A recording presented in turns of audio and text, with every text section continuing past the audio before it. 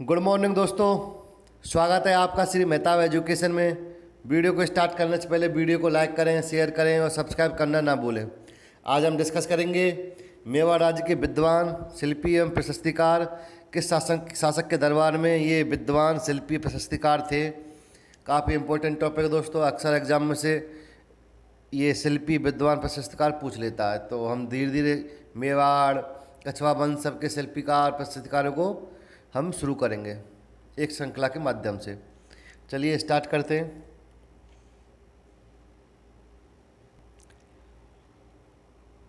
शासक हैं साहब समर सिंह, जिनका कार्यकाल साहब 1273 से लेके और 302 तक। उनके दरबार में थे विद्वान थे और विद्वान लेखक थे रतन प्रभु सूरी, जैनी थे रतन प्रभु सूरी, भावशंकर, पासरवचंद, शुभचंद और एक और लिख लेंगे दोस्तों वेद शर्मा। कौन से? वेद शर्मा। रतन प्रभु सूरी, भावशंकर, पासरवचंद और शुभचंद और वेद शर्मा थे विद्वान तथा लेखक समर सिंह के दरबार में। और इनके दरबार में शिल्पियों की बात करें तो शिल्पी थे केल सिंह, करम सिंह, कल्लड़ सिंह, पदम सिंह। याद रखना, केल सिंह, करम सिंह, कल्लड़ सिंह और पदम सिंह। एग्जाम में पूछा जा चुका है दोस्तों समर सिंह के काल में शिल्पी के बारे में। और राज्य मेवाड़ की हम बात ही करें तो मेवाड़ राज्य तो होगा ही। आगे चलते हैं। योगेश्वर भट्ट और विष्णु भट्ट। विष्णु भट्ट महाराणा मोकल के दरबार में थे। महाराणा मोकल के दरबार में कौन कौन से थे? योगेश्वर भट्ट और विष्णु भट्ट थे। एग्जाम में पूछा जा चुका है, एक बार नहीं कई बार पूछा जा चुका है अलग अलग एग्जामों में दोस्तों ये क्वेश्चन। विष्णु भट्ट और योगेश्वर भट्ट किसके दरबार में थे? महाराणा मोकल के में। और या फिर महाराणा मोकल के दरबार में कौन कौन से विद्वान थे? और उनके शिल्पी की बात करें फना, वसील और माना। फना, वसील और माना। ठीक है दोस्तों। वसील और माना ने दोस्तों महाराणा मोकल द्वारा जो समुद्रेश्वर मंदिर या त्रिभुवन नारायण मंदिर का जो जीर्णोद्धार करवाया था वसील माना के द्वारा करवाया गया था दोस्तों। ठीक है, याद रखना आपको ये, इससे याद रहेगा कि त्रिभुवन नारायण मंदिर या समुद्रेश्वर मंदिर का जीर्णोद्धार करवाया किसने? महाराणा मोकल ने। और कौन शिल्पी तो उसके फना और माना। ठीक है दोस्तों, चलिए आगे चलते हैं। अब बात करते हैं गोपाल भट्ट और महेश भट्ट की। गोपाल भट्ट और महेश भट्ट। गोपाल भट्ट और महेश भट्ट थे महाराणा रायमल के शासन के दरबार में थे। गोपाल भट्ट और महेश भट्ट, कंफ्यूज मत होना कि ऊपर है योगेश्वर भट्ट और विष्णु भट्ट और नीचे हैं गोपाल भट्ट और महेश भट्ट। वो थे महाराणा मोकल के दरबार में और ये हैं महाराणा रायमल के दरबार में। महाराणा रायमल का शासनकाल था 1473 से लेकर 1509 ईस्वी तक। कब था दोस्तों? 1473 से लेकर 1509 ईस्वी का। शिल्पी थे अर्जुन, एक ही शिल्पी हैं, याद रखना अर्जुन। और विद्वान और लेखक थे गोपाल भट्ट और महेश भट्ट। कौन थे? गोपाल भट्ट और महेश भट्ट। और महाराणा मोकल के में योगेश्वर भट्ट और विष्णु भट्ट और शिल्पी थे फना, वसील और माना। और समर सिंह के शासनकाल में थे रतन प्रभु सूरी, भावशंकर, वेद शर्मा, पासवचंद, शिवचंद्र और आदि। शिल्पी की बात करें केल सिंह, काम सिंह, कल्याण, पदम आदि। चलो आगे चलते हैं। अब बात करते हैं जोजिंग भट्ट की। जोजिंग भट्ट और धनेश्वर भट्ट, ये किसके शासनकाल में थे? किसके दरबार में थे? महाराणा लाखा के दरबार में। किसके दरबार में दोस्तों? महाराणा लाखा के दरबार में थे विद्वान थे जोजिंग भट्ट और धनेश्वर भट्ट। याद रखना, जोजिंग भट्ट और धनेश्वर भट्ट। महाराणा लाखा के संबंध एक चीज़ याद रखना, और उनका शासनकाल था दोस्तों महाराणा लाखा का 1381 से लेके 1421 तक। 1381 से लेकर 1421 तक था महाराणा लाखा का शासनकाल। इनके शासनकाल की दो प्रमुख चीज़ें याद रखना। इनके शासनकाल में जावर गांव में चांदी की खान मिली थी, पहली बात। दूसरी बात, इनके शासनकाल में ही एक बंजारे ने पिछोला झील का निर्माण करवाया था। ठीक है दोस्तों। तीसरी बात और याद रख लेना कि इनके पुत्र थे चूड़ा जी, जिन्होंने शादी नहीं करने का वचन लिया था, अपने पिताजी के लिए अपनी शादी छोड़ दी थी।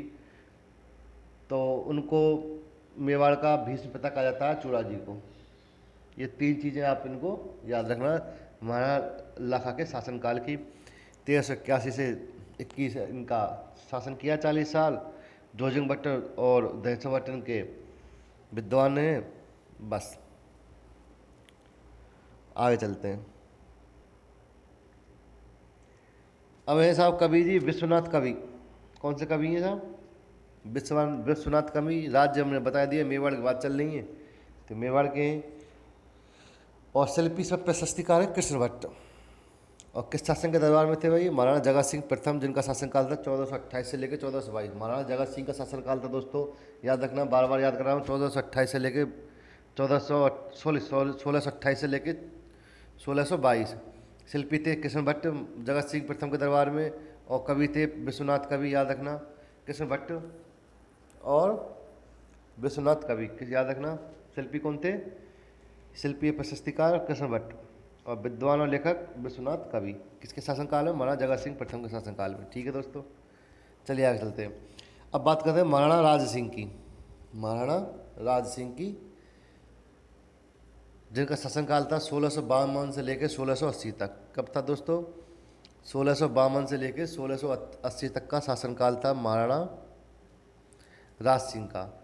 और इनके प्रशस्तिकार थे दोस्तों रणछोड़ भट्ट तेलंग। कौन थे दोस्तों? राज सिंह के प्रशस्तिकार रणछोड़ भट्ट तेलंग थे। कि जो राज सिंह प्रशस्ति है उसके प्रशस्तिकार थे रणछोड़ भट्ट तेलंग। तो जो इनकी दरबार में बैठा करते थे दोस्तों, याद रखना। चलिए आगे चलते हैं। और विद्वान और लेखक कोई जानकारी मिलती नहीं है, इनके दरबार में कौन कौन बैठा करते थे दोस्तों।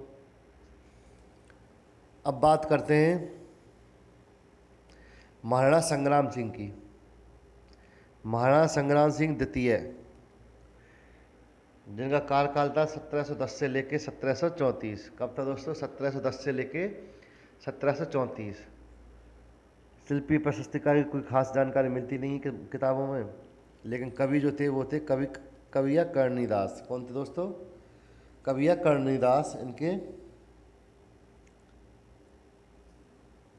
विद्वान या लेखक थे। लेखक थे, विद्वान नहीं थे, कवि थे कर्णिदास जी। कविया कर्णिदास जी ने एक काव्य लिखा था जिसमें खुश होके संग्राम सिंह जी ने इनको 1 लाख का पसाव दिया था। एक तरह का दान होता था पसाव, कवि कर्णिदास जी को दिया था। किसने दिया था? संग्राम सिंह ने। कार्यकाल बता दिया 1710 से 34। कवि विद्वान कौन थे? कवि कर्णिदास, जिनको 1 लाख का पसाव मिला था। और संग्राम सिंह की और बात करें दोस्तों तो सहेलियों की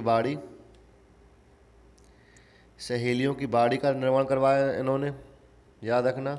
नाहर मगरी के महल बनवाए, नाहर मगरी के महल बनवाए। और उदयपुर के महलों में चीनी चित्रकला बनवाई। उदयपुर के महलों में चीनी चित्रकला बनवाई संग्राम सिंह ने। सहेलियों की बाड़ी संग्राम सिंह ने, और नाहर मगरी के महल संग्राम सिंह ने, और वैद्यनाथ मंदिर की प्रशस्ति। ये तो इनका था स्थापत्य कला में योगदान, ये जो उदयपुर में बनवाए इन्होंने। सहेलियों की बाड़ी मोस्ट इम्पोर्टेंट है, ये आपको जरूर याद रखनी है। सहेलियों की बाड़ी संग्राम सिंह के शासनकाल में बनी थी। उदयपुर में के महलों में चीनी चित्रकला आई है, संग्राम सिंह के शासनकाल में आई है।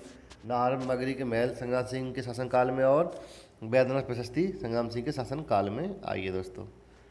चलिए आगे बढ़ जाते हैं। अब बात करते हैं साहब महाराणा भीम सिंह, जिनका कार्यकाल था 1778 से लेके और 1828। बहुत ही लंबा कार्यकाल जिया है दोस्तों इन्होंने, महाराणा भीम सिंह ने। तो इनके कवि थे, दरबारी कवि थे कृष्णा आड़ा। कौन थे दोस्तों? कृष्णा आड़ा। कृष्णा आड़ा ने ग्रंथ लिखा था भीम विलास, याद रखना। भीम विलास ग्रंथ किसने लिखा था? कृष्णा आड़ा ने। और उनके दरबारी कवि कौन थे? कृष्णा आड़ा। ये इंपॉर्टेंट है दोस्तों, कभी कभी पूछ लेता है एग्जाम में कि भीम विलास को लिखने वाले थे, तो हमें याद रहना चाहिए कृष्णा आड़ा थे। और कृष्णा आड़ा ही इनके दरबारी कवि थे। महाराणा भीम सिंह के शासनकाल 1778 से लेकर 1828। चलिए आगे चलते हैं। अब बात करते हैं कविराज श्यामल दास की। कविराज श्यामल दास की, जिनका कार्यकाल है, सॉरी किसके शासनकाल में थे? महाराणा सज्जन सिंह। महाराणा सज्जन सिंह के दरबारी कवि थे कविराज श्यामल दास जी। महाराणा सज्जन सिंह का कार्यकाल है 1874 से लेकर 1884। और इनके दरबारी कवि थे महाराणा सज्जन सिंह के कविराज श्यामल दास जी। ठीक है दोस्तों, कविराज की उपाधि इन्होंने सज्जन सिंह ने इनको दी थी। कविराज की उपाधि सज्जन सिंह ने ही दी थी श्यामल दास जी को, ये याद। ठीक है दोस्तों, तो ये थे कुछ इम्पोर्टेंट आपके प्रमुख विद्वान और लेखक और शिल्पकार। मिलते हैं आपसे नेक्स्ट वीडियो में, तब तक के लिए धन्यवाद। जय हिंद।